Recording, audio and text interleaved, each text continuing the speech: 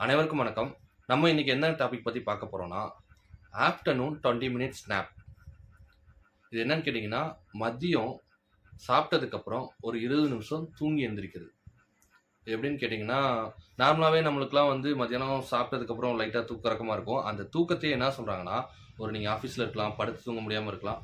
சேர்ல சாஞ்சே ஒரு 20 நிமிஷம் கண்ண மூடி லை லைட்டா தூங்கி எந்திரிச்சிருங்க அப்படிங்கிறாங்க. இதனால நெறைய யூஸ் இருக்கு. இத வந்து நாசா என்ன சொல்றாங்கன்னா, ஒரு 26 மினிட்ஸ் நீங்க தூங்கி எந்திரிச்சீங்கன்னா, அதுக்கப்புறம் இருக்க டேல உங்க ஜாப் மேல நீங்க போடுற எஃபோர்ட் வந்து மேக்ஸிமைஸா இருக்கும்னு சொல்றாங்க. இன்னும் என்னன்னு கேட்டீங்கன்னா, இது வந்து உங்க பிளட் பிரஷர குறைக்குது.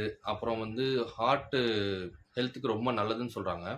இதோட முக்கியமான இது என்னன்னு கேட்டீங்கன்னா, உங்களோட கவனம் வந்து அதிகமாகுது. உங்களோட மைண்ட் ஷார்ப்னஸ் அதிகமாகுது. Memory and learning. நீங்க நினைவாற்றலும் உங்களுக்கு அதிகமாகுது.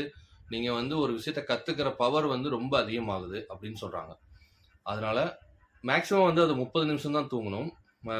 20 டூ 30 மினிட்ஸ். அதுக்கப்புறம் தூங்காதீங்க. ஏன்னா, ஹியூமனுக்கு வந்து 4 வந்து தூக்க சைக்கிள் இருக்கு. அது ஸ்லீப் சைக்கிள் இருக்கு.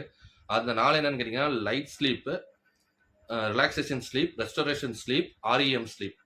இந்த 4 சைக்கிள்ல ஃபர்ஸ்ட் 2 சைக்கிள்குள்ளேயே வந்து ஃபர்ஸ்ட் 2 சைக்கிள் வந்து 30 மினிட்ஸ் தான். அந்த 2 சைக்கிள்குள்ளேயே முடிச்சுட்டு நம்ம வெளியே வந்துக்கணும்.